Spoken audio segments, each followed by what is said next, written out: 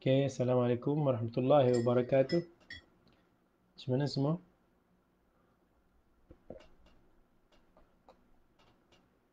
Tes. Suara macam mana? Okey tak? Okey ke? Bismillahirrahmanirrahim.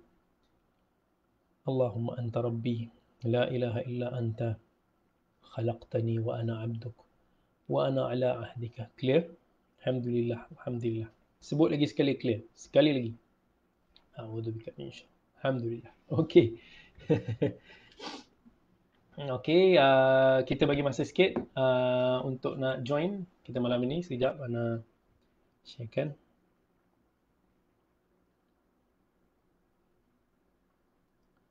Kita bagi 2 minit lagi, 3 minit untuk bagi orang masuk.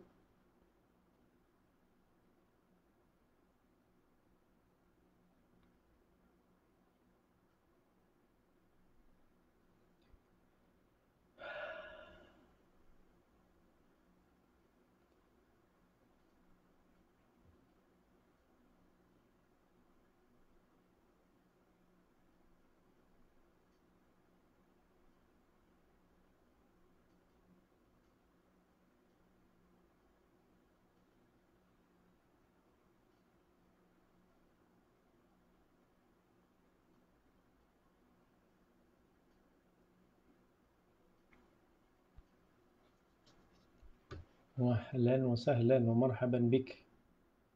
Alhamdulillah clear. Okey, kejap. Kita tunggu sikit.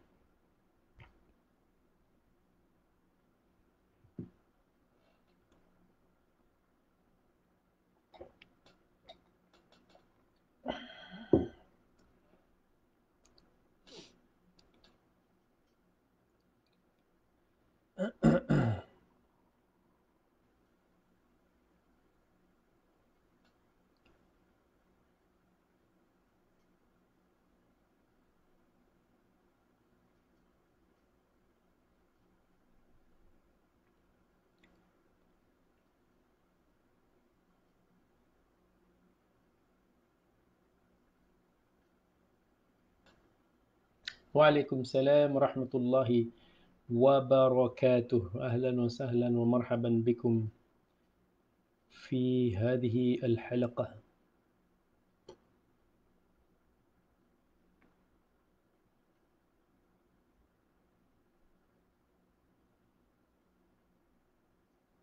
Okey, kejap. Tunggu sikit.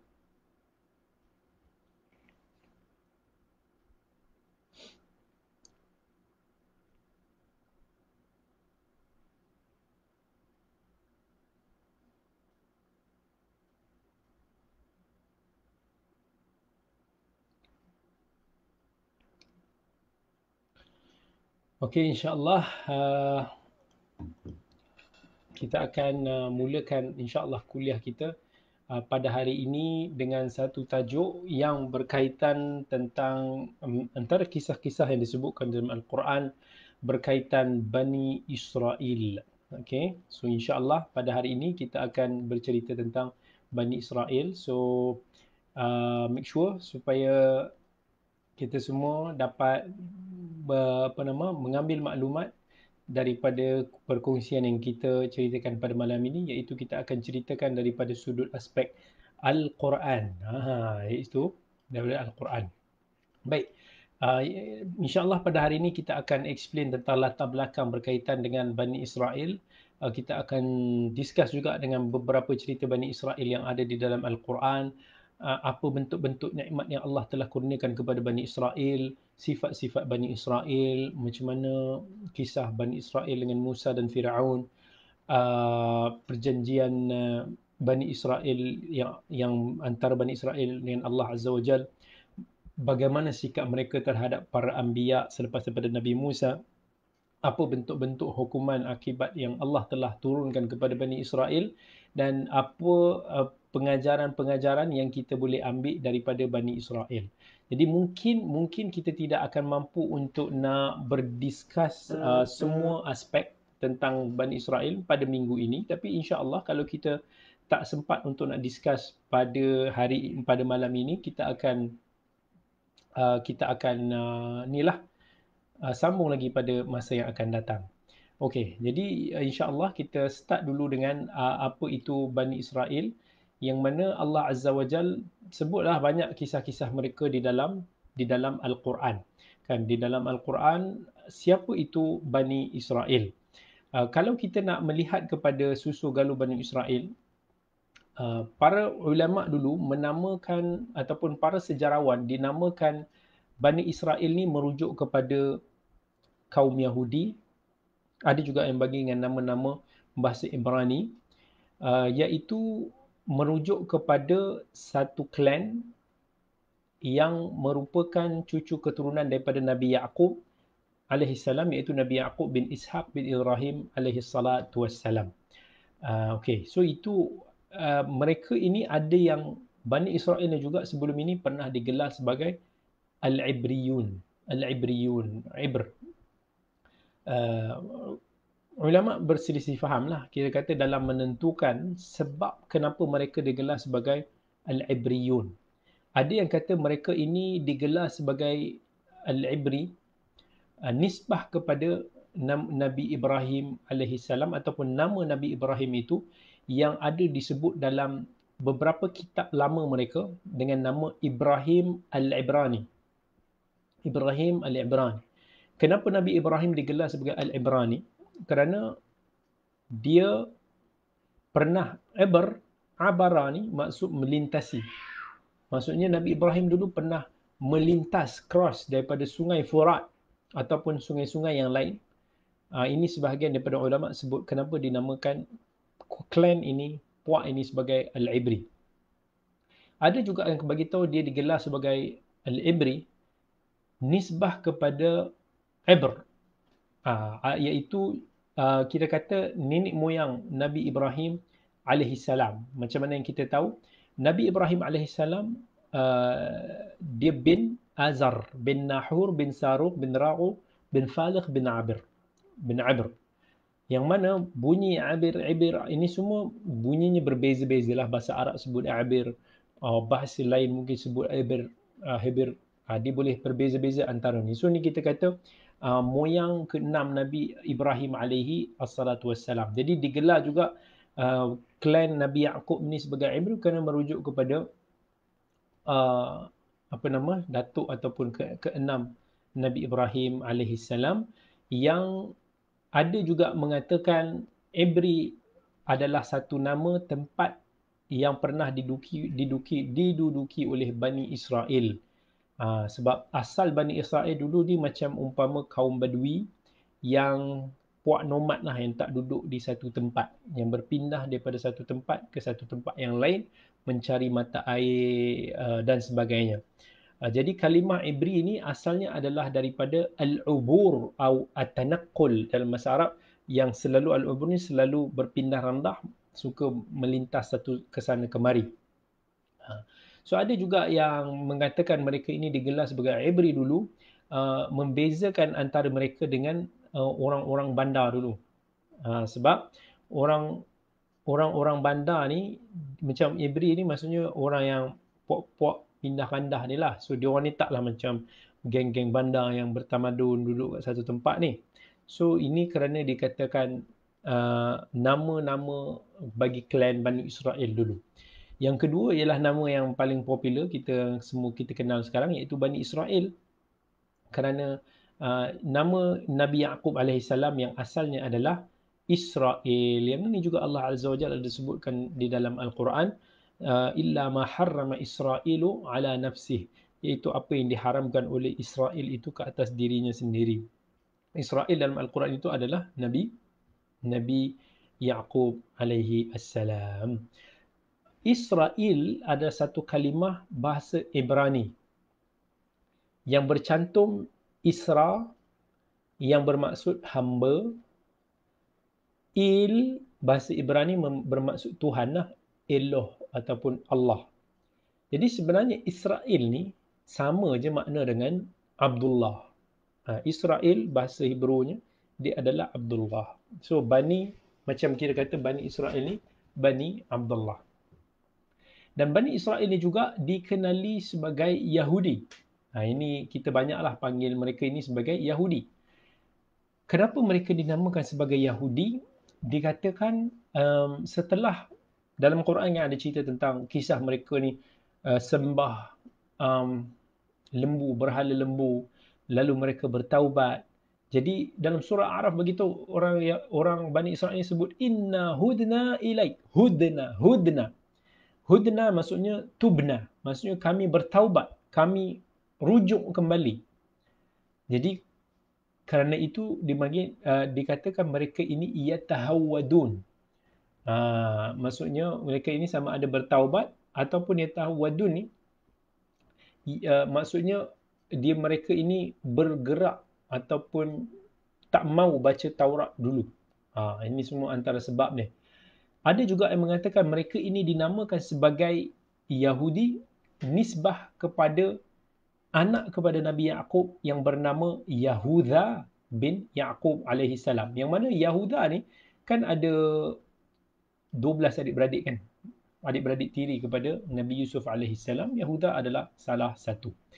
Jadi kat mana lokasi Bani Israel ni dulu?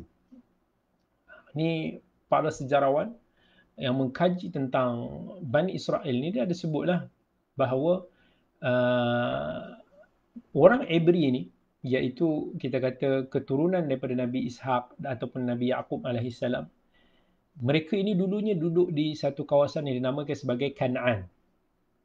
Kan'an dulunya berada di belah janub, belah negara Syam. Dekat Palestin ataupun dekat belah utara Jordan dulu.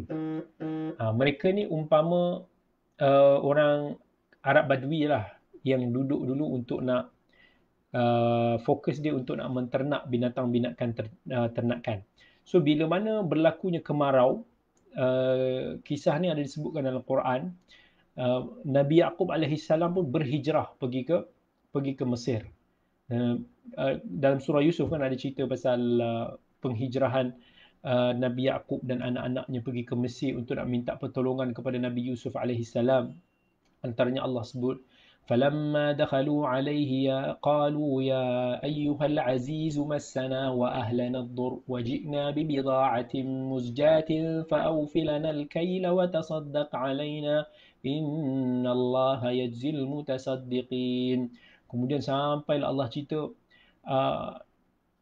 family Nabi Yaqub ni, فَلَمَّا دَخَلُوا عَلَى يُوسُفَ آوَى إِلَيْهِ أَبَوَيْهِ وَقَالَ ادْخُلُوا مِصْرَ إِنْ شَاءَ اللَّهُ آمِنِينَ وَرَفَعَ أَبَوَيْهِ عَلَى الْعَرْشِ وَخَرُّوا لَهُ سُجَّدًا وقال يا أبت هذا تأويل رؤياي من قبل قد جعل ربي حقا وقد أحسن بي إذا أخرجني من السجن. Ayat yang menceritakan tentang kisah Nabi Yusuf AS, macam mana detik-detik ketika mana ayah dia datang ke Mesir.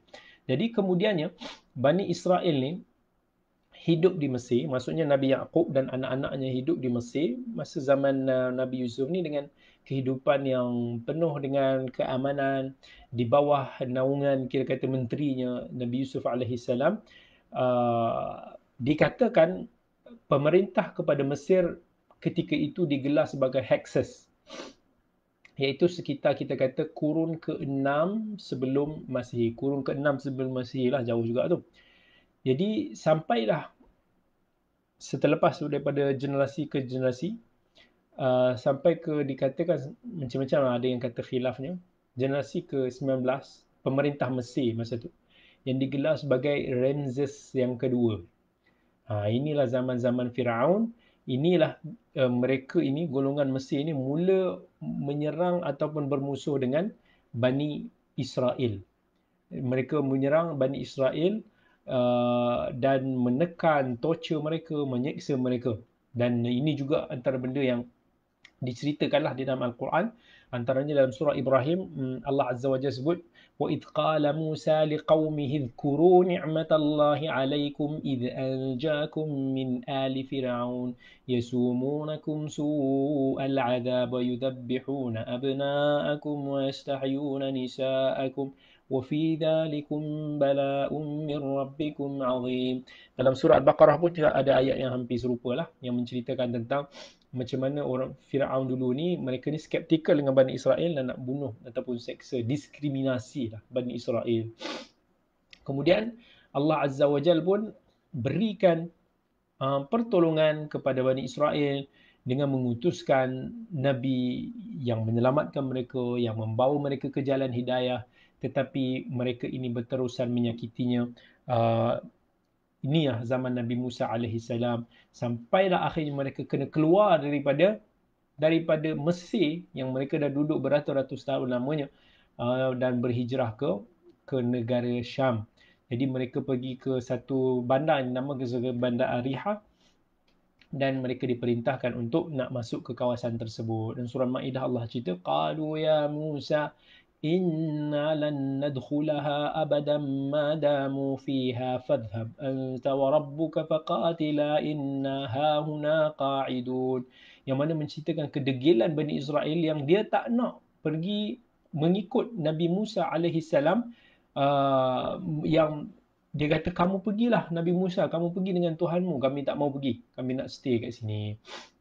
Jadi bila mana mereka ingkar daripada untuk nak join berperang masa tu with Nabi Musa, maka Allah Azza wa Jal mengazab mereka dengan macam kita kata terkuntang kanting di padang pasir di sana ketika itu selama 40 tahun.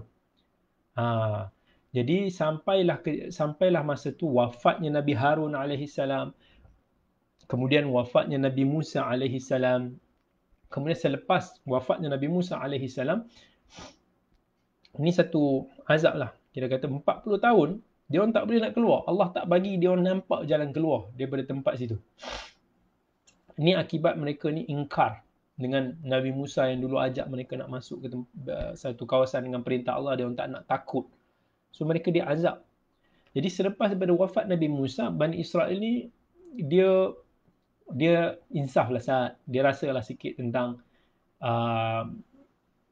cara dia orang, perangai dia orang yang tak elok pada Nabi mereka, dan sampailah diutuskan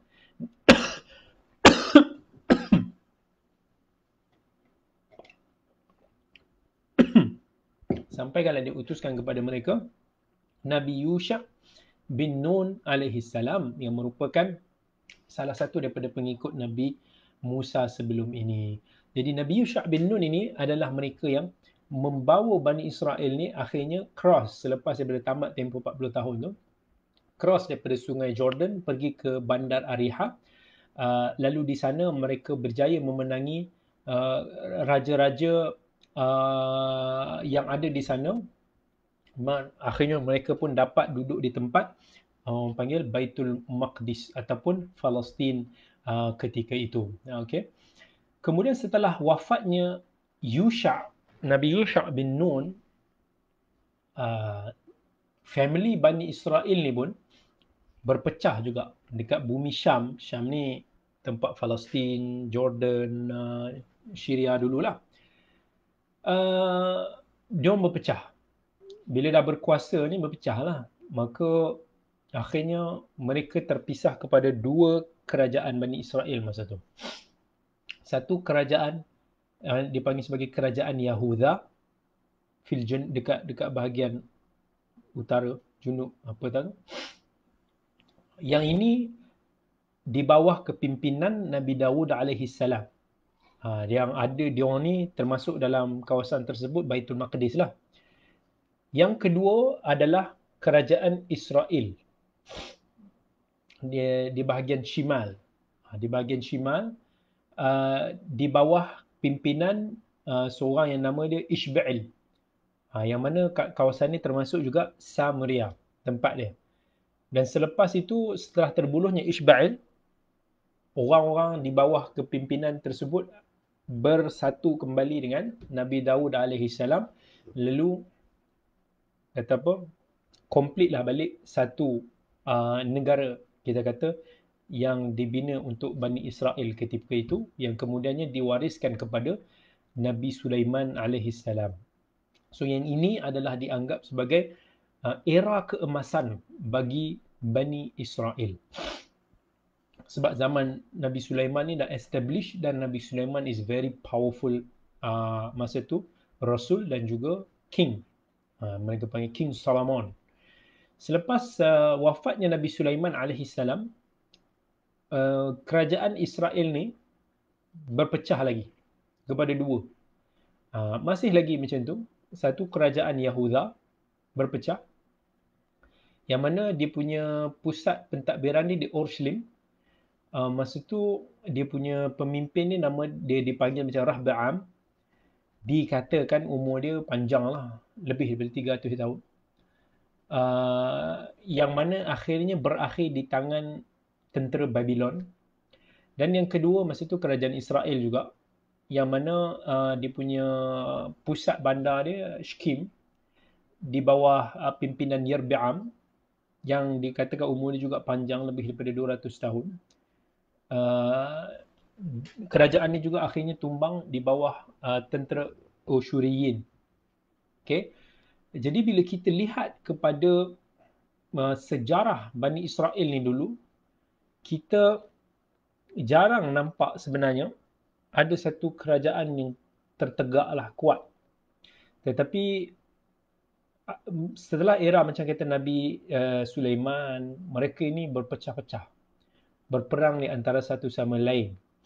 Akhirnya mereka ini kalah di tangan tentera Babylon, jatuh di tangan tentera Parsi, kemudian jatuh di tangan tentera Rom, sampailah datangnya era Islam yang akhirnya memasukkan Baitul Maqdis di bawah pemerintahan Empayar Islam, lalu Masjidil Aqsa yang menjadi salah satu daripada masjid agung umat Islam ni. Kira kata itulah zamannya. Jadi tak ada, Israel ni tak strong. Dia berpecah-pecah. Dia pernah strong sat, jadi tak strong. Strong balik sikit, tak strong balik. Sekarang ni nampak semakin strong balik lah. Macam tu. Okay. Jadi kalau kita nak renungkan kembali Bani Israel ni dari sudut era dia, dari sudut zaman dia, kita boleh tengoklah ada beberapa tempoh fasa yang dilalui oleh Bani Israel. Antara yang disebut oleh para sejarawan, yang first kali Bani Israel ni yang hidup di zaman Kan'an, di tempat bumi Kan'an, zaman Nabi Yaqub alaihissalam lah. Yang ini dikatakan sekitar boleh kata 1700 sampai 1800 lebih sebelum Masihi. Itu dia punya zaman. Fasa yang kedua iaitu fasa Bani Israel stabil dekat Mesir. Daripada zaman Hyksos, iaitu zaman Nabi Yusuf dulu. Masa tu disebut mereka ini sekitar 1700 hingga 1500 lebih sebelum Masihi. Dan sebab adalah dari sudut pembicaraan sejarah ada yang kata Bani Israel ni masuk ke Mesir dalam sekitar 1678 sebelum Masihi. Itu perbezaan tahun tu lah. Fasa yang ketiga iaitu fasa di mana Bani Israel keluar daripada Mesir di bawah pimpinan Nabi Musa alaihissalam, yang masa tu berlawan dengan Ramses kedua ataupun anak dia. Peristiwa ni berlaku sekitar 1200 sebelum Masihi. Kemudian fasa keempat, Bani Israel ni masuk ke Palestin di bawah pimpinan Yusha' bin Nun setelah mereka keluar daripada azab Allah, iaitu berkeliaran di satu tempat yang sama di kawasan Sinai tu. Benda ni berlaku pada sekitar kurun ketiga sebelum Masihi. Fasa yang kelima, terasasnya kerajaan Yahudi sekitar 1100 sebelum Masihi. Yang antara raja dia yang paling popular pada ketika itu iaitu Talut, yang kemudiannya Nabi Daud alaihissalam take over daripada Talut. anaknya Nabi Sulaiman, dan berterusan kerajaan ini sampai kerajaan ini tumbang sekitar 500 sebelum Masihi lebih, ataupun hampir 600 sebelum Masihi. Fasa keenam iaitu berpecahnya kerajaan Bani Israel selepas wafat Nabi Sulaiman alaihissalam, yang dikatakan wafat sekitar 975 sebelum Masihi. Bila mana terpisahnya yang tadi kita cerita kerajaan Yahudi, Yahuda lah, yang bandar di Urushalim tadi tu. Ni sekitar 600 almost sebelum Masihi, dan juga kerajaan Israel, yang mana akhirnya kerajaan ini juga tumbang pada sekitar 700 lebih sebelum Masihi. So ini kalau kita nak tengok fasa-fasa yang dilalui oleh Bani Israel ketika itu, yang mana kalau kita nak bincangkan Bani Israel yang diceritakan di dalam Al-Quran, kita kena tengok kepada ayat-ayat Al-Quran yang menceritakan tentang Bani Israel. Jadi dalam Al-Quran, secara roughly, Bani Israel ataupun Bani Israel disebut dalam Al-Quran sebanyak 41 kali, tak kurang daripada 41 kali di dalam 16 surah. Ada dalam surah Al-Baqarah, ada dalam surah Al-A'raf, ada dalam surah Al-Isra, ada dalam surah Taha, ada dalam surah As-Saff. Banyaklah yang mana Allah menceritakan tentang Bani Israel. Kemudian dalam Al-Quran, Allah menceritakan juga tentang nikmat-nikmat yang Allah kurniakan kepada Bani Israel. Allah Azza wa Jal mengurniakan nikmat kepada Bani Israel dengan nikmat yang pelbagai. Iaitu ketika mana Allah melebihkan mereka di dunia ini lebih daripada bangsa-bangsa yang lain. Pada Bani Israel ni juga diturunkan pelbagai hidayah.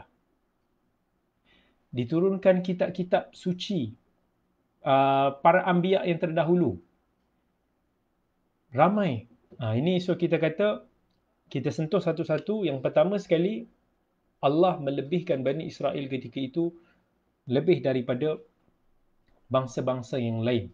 Dan dalam Quran Allah sebut, Ya Bani Israel, udhkuru ni'mati allati an'amtu alaikum wa anni faddaltukum 'alal 'alamin. Wahai Bani Israel, ingatkanlah nikmat aku yang telah aku kurniakan kepada kalian, yang mana aku telah lebihkan kalian melebihi daripada bangsa-bangsa ataupun orang-orang lain. Kelebihan yang Allah nyatakan dalam ayat ni adalah bila mana Bani Israel ini berpegang dengan agama mereka. Dia bukanlah dari sudut kelebihan yang kita fahami ataupun kelebihan bangsa, iaitu jenis mereka tu, tak. Tetapi kerana kelebihan-kelebihan yang masa tu mereka ada berpegang dengan agama mereka. Dan of course kalau kita tengok juga, antaranya kelebihan yang Allah kurniakan kepada Bani Israel ni adalah dari sudut dia mendapat Taurat. Allah kurniakan kepada Bani Israel ni Taurah. Dalam Al-Quran Allah ceritakan nikmat ni, wa idh atayna Musal kitaba wal furqana la'allakum tahtadun. Allah ingatkan kepada Bani Israel yang mana mereka ini diturunkan syariat mereka, syariat Nabi Musa ini kepada mereka. Ini satu kelebihan, yang mana umat ini kelebihan mereka adalah Al-Quran. Jadi pada umat ketika itu, mereka ini dikurniakan Taurah. Itu belum lagi kita cerita ada Injil, mungkin ada lagi benda-benda yang lain yang tak diceritakan kepada mereka. Kelebihan yang ketiga yang Allah ceritakan kepada kita, kelebihan mereka di dunia ini, iaitu Allah kurniakan kepada mereka at-tamkin, kekuasaan.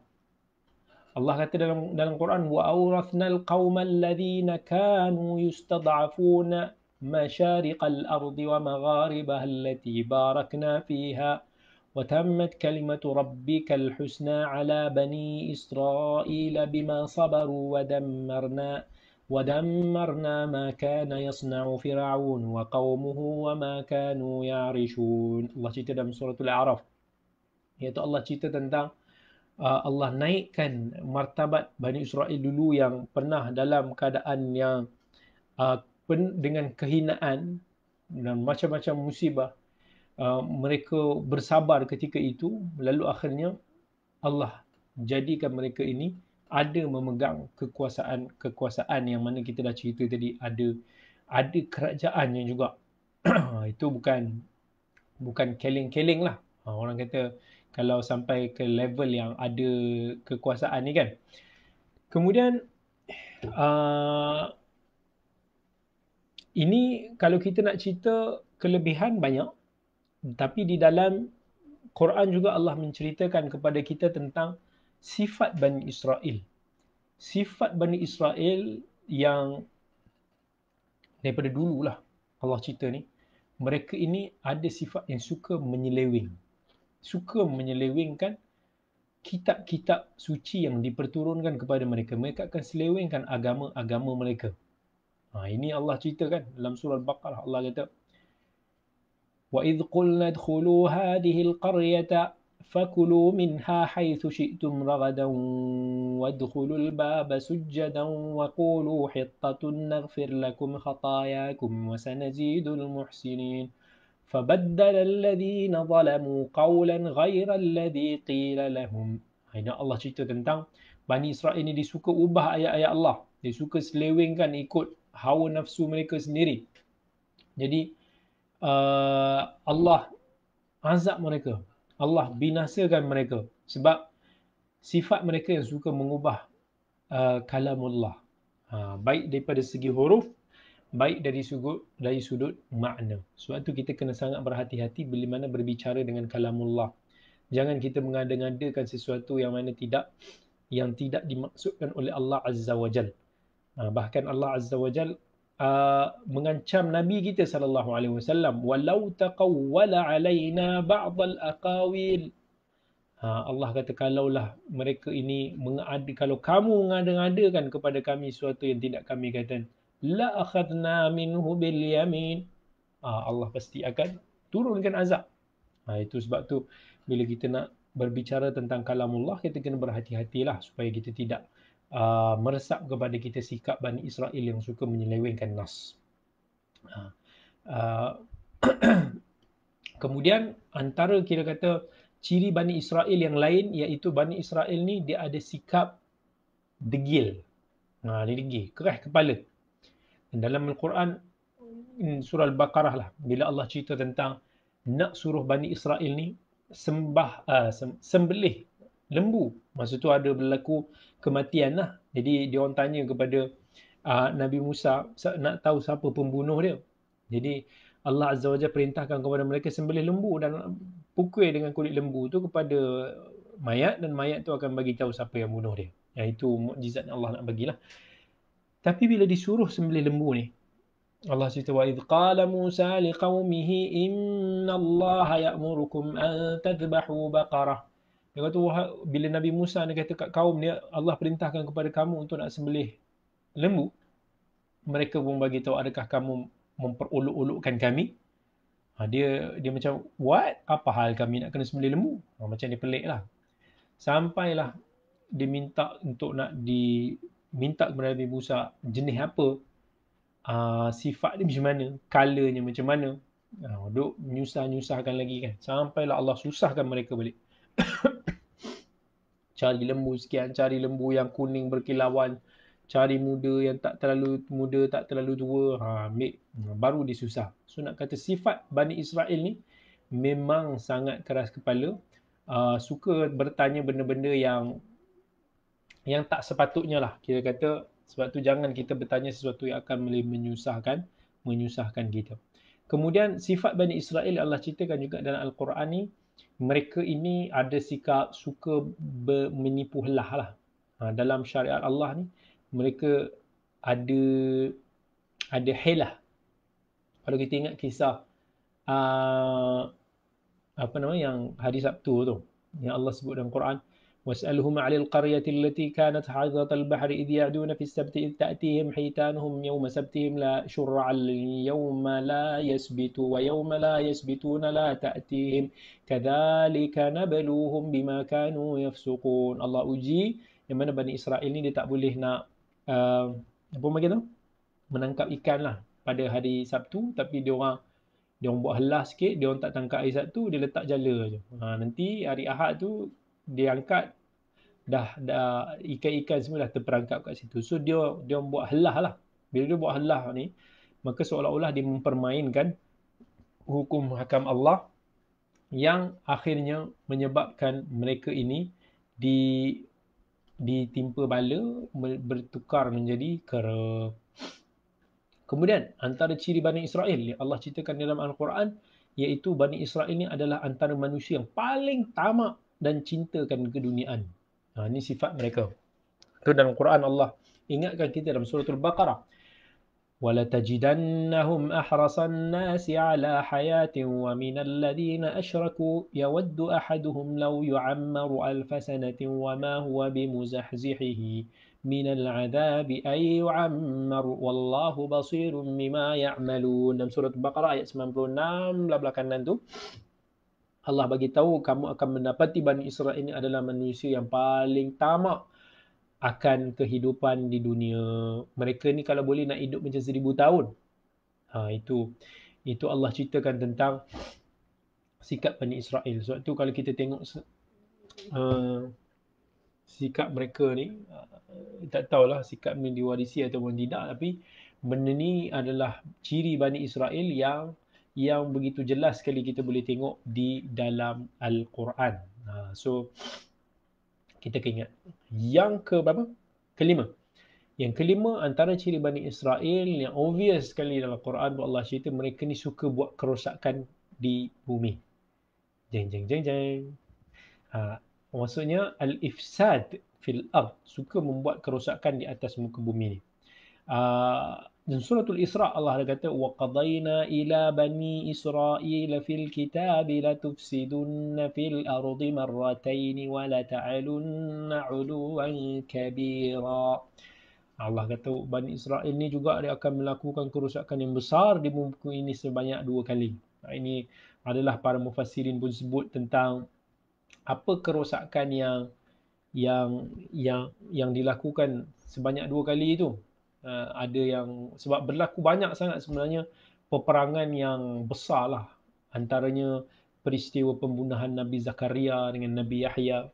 Ini semua antara yang sparkkan tentang kerosakan yang besar lah masa tu. Dan semakin mereka ni berkuasa, semakin lagi mereka ini akan melampaui batas, mereka ni akan melakukan kerosakan. Jadi bila Allah kata فَإِذَا جَاءَ وَعْدُ أُولَاهُمَا, iaitu bila mereka melakukan kerosakan yang pertama, Allah kata بَعَثْنَا عَلَيْكُمْ عِبَادًا لَنَا أُولِي بَأْسٍ شَدِيدٍ. Allah akan utuskan kepada mereka seorang pemimpin, ataupun kami akan kalahkan kamu dengan teruk sekali lah. Fajasu khilalad diyar, yang mana habis negara kamu ni semua akan dikuasai. Ini dah berlalu lah pada zaman tersebut. Sebenarnya adalah few, kita tengok yang kan mereka ni dah kalah kan. Tadi kita sebut dikalah dengan tentera Babylon, ada dikalahkan tentera Parsi dan sebagainya. Kemudian Allah kata thumma radadna lakumul karrah, kemudian Allah akan kembalikan kepada kamu kekuatan balik, kekuasaan satu negara. Alaihim, iaitu kalau kamu bertaubat, maka kamu akan mendapatkan kembali kekuasaan tersebut. Ini sebahagian daripada mufassirin beritahu, iaitu zaman Talut lah. Ketika mana Nabi Daud AS kalahkan tentera Jalut. Tadi Allah kata wa amdadnakum bi amwalin wa banina wa ja'alnakum aktsara nafira, dan Allah akan berikan kepada kamu anak pinak yang ramai dan harta yang melimpah ruah lah. Ini Allah balas. Allah kata in ahsantum li anfusikum wa in asatum falaha. Maksudnya kalau kamu buat baik, Allah akan bagi kebaikan pada diri kamu. Tapi kalau kamu buat jahat, kamu dapatlah. Kemudian Allah kata fa idza jaa wa'dul akhirah, dan bila datang janji di akhirat nanti, ataupun bila datang perjanjian yang kedua nanti, bila kamu buat kerosakan yang kedua, liyasu'u wujuhakum waliyadkhulul masjid. Maksudnya yang akan menghinakan kamu dan yang akan masuk sampai ke Baitul Maqdis. Masjid kat sini merujuk kepada Masjidil Aqsa yang dibina oleh Nabi Sulaiman alaihi salam. Kama dakhaluhu awwala marrah, seperti mana yang kamu dulu pernah masuk sebelum ini. Waliyutabbiru ma 'alau tatbira. Itulah kemudian akan buat kerosakan yang kedua. So ini ini antara ciri yang Bani Israel, Allah ceritakan tentang Bani Israel, apa yang mereka lakukan. Ada dalam satu riwayat yang diceritakan oleh Sa'id bin Jubair, ada apa nama, yang banyak, apa saya lupa punya kisah dia, tentang ayat tersebut, ada bercerita tentang kisah tersebut. Tak apa, ala kullin, kita tengok kepada kisah Bani Israel yang Allah cerita, yang paling banyak sekali dalam Quran Allah ceritakan tentang Bani Israel dengan Nabi Musa alaihi salam di era Firaun, Jadi pertama sekali dalam Quran Allah cerita tentang macam mana Firaun mengazab Bani Israel. Dan tadi kita ada bacakan ayat tersebut yang Firaun ni dia bongkak, inna fir'auna 'ala fil ardi wa ja'ala ahlaha syi'an yastad'ifu ta'ifatan minhum yudhabbihu abna'ahum wa yastahyi nisa'ahum innahu kana minal mufsidin. Dan Allah bila dikatakan masa dia bermimpi bahawa ada orang daripada Bani Israel yang akan meragut dia punya kerajaan. So daripada situ dia pun menganiaya Bani Israel, dia sembelih anak-anak lelaki Bani Israel, dia buat zalim lah pada Bani Israel. Dia melampaui batas lah dalam perkara tersebut kerana dia risau kekuasaan dia akan terlucut. Itu kisah dia yang panjang lebar lah. Kalau kita tengok kisah macam mana kuasa Allah yang telah menyelamatkan Nabi Musa alaihissalam. Walaupun ketika itu Firaun bunuh semua bayi-bayi lelaki, tetapi tengok-tengok bayi yang hanyut di istananya ini, inilah bayi yang dijaganya, rupanya inilah bayi yang akan merangkut kekuasaannya. Dan kemudian Allah menceritakan tentang macam mana Allah menyelamatkan Bani Israel daripada Firaun. وَلَقَدْ نَجَّيْنَا بَنِي إِسْرَائِيلَ مِنَ الْعَذَابِ الْمُهِينِ مِنْ فِرْعَوْنَ إِنَّهُ كَانَ عَالِيًا مِنَ الْمُسْرِفِينَ وَلَقَدِ اخْتَرْنَاهُمْ عَلَى عِلْمٍ عَلَى الْعَالَمِينَ وَآتَيْنَاهُمْ مِنَ الْآيَاتِ مَا فِيهِ بَلَاءٌ مُبِينٌ. Ayat lain Allah kata, wahai Allah ingatkan Bani Israel, ya Bani Israel, qad anjaynakum min aduwikum, kami telah selamatkan kamu Bani Israel daripada musuh-musuh kamu, kami telah kurniakan rezeki kamu itu dan ini. Allah ingatkan kepada Bani Israel. Tapi mereka ni, kita tengok kisah Al-Quran ni, lepas selamat okey, lepas tu jadi tak okey balik. Lepas selamatkan balik, okey balik, lepas tu jadi tak okey balik. Orang Perak kata ni bangsa perak sikit lah. Dia perak sikit. Dia tak makan saman. Itu Allah ingatkan balik bila dia orang leka, Allah ingatkan balik maksiat dia. Allah kata wala tatghaw fihi fayahillu alaikum ghadabi. Janganlah kamu melampaui batas, melanggar perintah aku, kamu akan mengundang kemurkaan aku. Itu apa Allah ingatkan Bani Israel yang selalu buat lo'lak itu dan inilah. Okey. Kemudian kita tengoklah kisah Nabi Musa ni panjanglah sebenarnya apa yang diceritakan di dalam Al-Quran. Kemudian ada diceritakan macam mana Bani Israel ni menyembah patung lembu, bila mana Nabi Musa pergi 40 malam tiba-tiba dia orang ambil patung berhala daripada lembu, dia orang sembah, kemudian minta ampun balik, taubat, kemudian Allah bagi taubat kepada mereka, tapi kena hukumlah juga. So mereka ini sesat lah, orang yang sesat kembali pangkal jalan, sesat balik kembali ke pangkal jalan. Tapi itulah macam mana nak buat.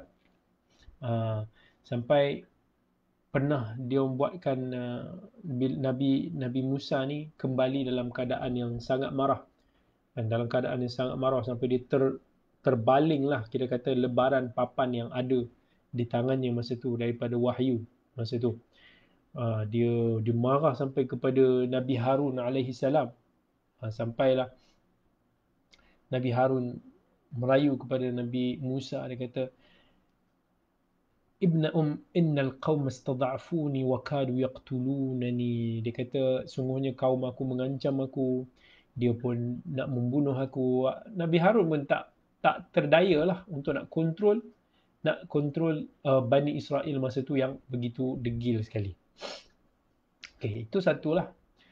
Kemudian berlakunya antara kisah yang diceritakan dalam Al-Quran, iaitu mereka ingkar daripada nak bersama dengan Nabi Musa, dan akhirnya Allah pun biarkan mereka ini tersesatlah selama 40 tahun. Dan dalam Quran Allah cerita surah Al-Ma'idah, wa qala Musa liqaumihi ya qaumi اذكروا نعمة الله عليكم إذ جعل فيكم أنبياء وجعلكم ملوكا وآتاكم ما لم يؤت أحدا من العالمين. Nabi Musa kata kat kaumnya, ingatlah pada nikmat Allah yang telah berikan kepada kamu raja, Allah yang telah utuskan kepada kamu para anbiya, yang Allah yang telah berikan kepada kamu apa yang tidak diberikan kepada alam-alam yang lain. Nabi Musa kata, ya qaum udkhulul ardal muqaddasata allati kataballahu lakum wa la tartaddu ala adbarikum fatanqalibu khasirin. Nabi kata, jom kita masuk ke dalam bumi yang Baitul Maqdis ini yang telah diperintahkan oleh Allah. Janganlah kamu berpaling, kamu akan rugi. Orang Bani Israel ini balas balik. Qalu ya Musa inna fiha qauman jabbarin wa inna lan nadkhulaha hatta yakhruju minha fa in yakhruju minha fa inna dakhilun. Dia kata, wahai Musa, di dalam tempat tersebut ada kaum-kaum yang brutal-brutal, yang kuat-kuat. Kami tak akan masuk sampai mereka keluar. Kan? Kalau mereka keluar baru kami masuk. Macam tu perangai dia. Itu sifat dia. Sampailah Nabi Musa dah frust, dia kata, ya Rabbi inni la amliku illa nafsi wa akhi. Ya Tuhan kami, aku tak mampu nak kawal sesiapa, aku tak mampu nak memiliki sesiapa melainkan diri aku dan saudara aku itu, iaitu Nabi Harun. Dan diminta kepada Allah, fafruq bainana wa bainal qaumil fasiqin. Ya Allah, pisahkanlah kami, inilah khalas, inilah hadnya antara aku dan kaum-kaum yang fasik. Maka Allah turunkan, Allah kata, fa innaha muharramatun alaihim 40 sanah. Maka diharamkan kepada Bani Israel untuk masuk ke Baitul Maqdis itu selama 40 tahun, yatihuna fil ard fala ta'sa 'alal qaumi al fasiqin. Maksudnya 40 tahun mereka diharamkan masuk ke Baitul Maqdis, dan kemudian barulah mereka akan diizinkan kembali kepada untuk masuk ke tempat tersebut. Allah tutup hijab mereka sampai mereka tak jumpa jalan keluar daripada tempat tersebut, melatalah selama 40 tahun di kawasan Sahara ataupun padang pasir tersebut. So ini apa yang berlaku lah, antara yang berlaku pada zaman Nabi Musa alaihi assalam pada ketika itu. Kemudian antara yang disebutkan di dalam Al-Quran juga adalah kisah Bani Israel ini dikurniakan makanan al-man was salwa. Dalam ayat 57 surah Al-Baqarah bawah sekali itu, bila kiri Allah kata, وَظَلَّلْنَا عَلَيْكُمُ الْغَمَامَ وَأَنْزَلْنَا عَلَيْكُمُ الْمَنَّ وَالسَّلْوَى كُلُوا مِنْ طَيِّبَاتِ مَا رَزَقْنَاكُمْ وَمَا ظَلَمُونَا وَلَكِنْ كَانُوا أَنْفُسَهُمْ يَظْلِمُونَ. Bila Allah selamatkan mereka ni semua, Allah bagi mereka makan makanan yang dikatakan satu manisan daripada syurga. Para mufassirin khilaf dalam menentukan jenis makanan tersebut sebab dia susah untuk nak didescribekan makanan tersebut. Allah berikan kepada mereka air yang special, kan, air yang keluar daripada hentakan tongkat Nabi Musa. Wa istasqa Musa liqaumihi faqul nadrib bi'asaka al-hajar fanfajarat minhu 12 'aina. 12 pancutan mata air yang keluar daripada daripada hentakan tongkat Nabi Musa ketika itu. So special lah juga Bani Israel yang ni Allah ingatkan kepada Bani Israel dalam Quran tentang perjanjian yang mereka ambil. Dan Allah kata wa idza qadna mitsaqakum wa rafa'na fawqakum at-tur khudhu ma atainakum biquwwati wadhkuru ma fihi la'allakum tattaqun. ثم توليتم من بعد ذلك فلولا فضل الله عليكم ورحمته لكنتم من الخاسرين. Allah ingatkan supaya mereka ni pernah berjanji untuk beriman dengan Allah, tidak menyekutukan Allah, tapi kemudian mereka langgar, mereka sekutukan Allah. Itu sifat Bani Israel ni macam sifat orang munafik. Itu bahayalah kalau kita nak tengok sifat munafik Bani Israel ni, kita tak mau. Kalau boleh sifat tersebut kita kena singkirkan daripada diri kita. Kalau tak, kita akan jadi seperti Bani Israel. Kemudian apa lagi? Dalam Al-Quran ni, bila Allah menceritakan tentang Bani Israel ni, mereka ni suka apa nama?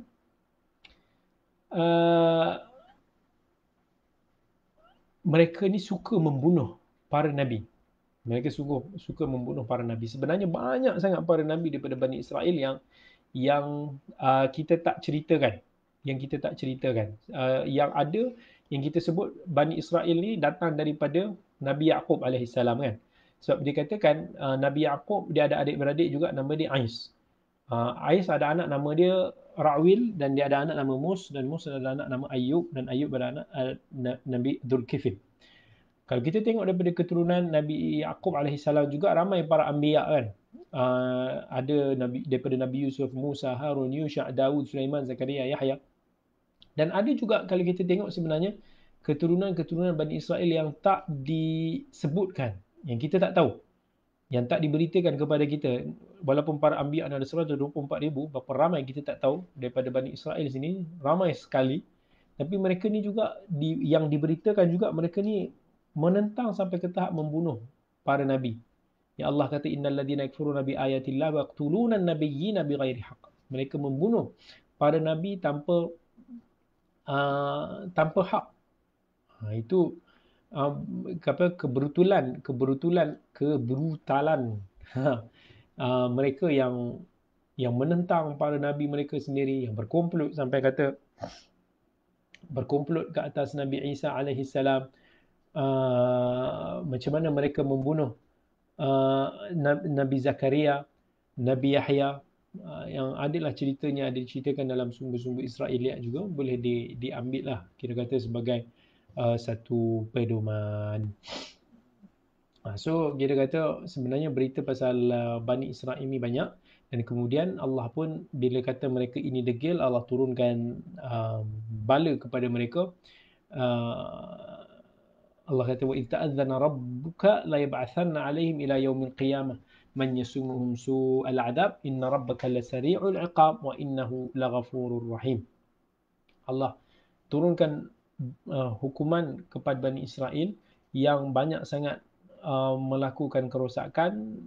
Kita boleh tengok macam mana mereka ini diheret, mereka ini diharamkan banyak benda-benda yang dihalalkan oleh Allah Azza wa Jal ketika itu, dan mereka ini sampai ditukar menjadi kera kan, kerana mereka ini ingkar. Banyak sekali lah kalau kita tengok macam mana Allah Azza wa Jal mengazab Bani Israel.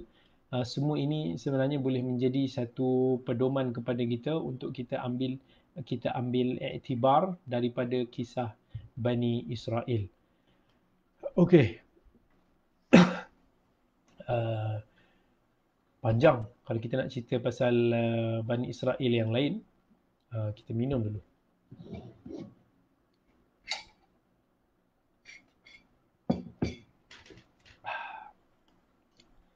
Suara kita habis sikit. InsyaAllah.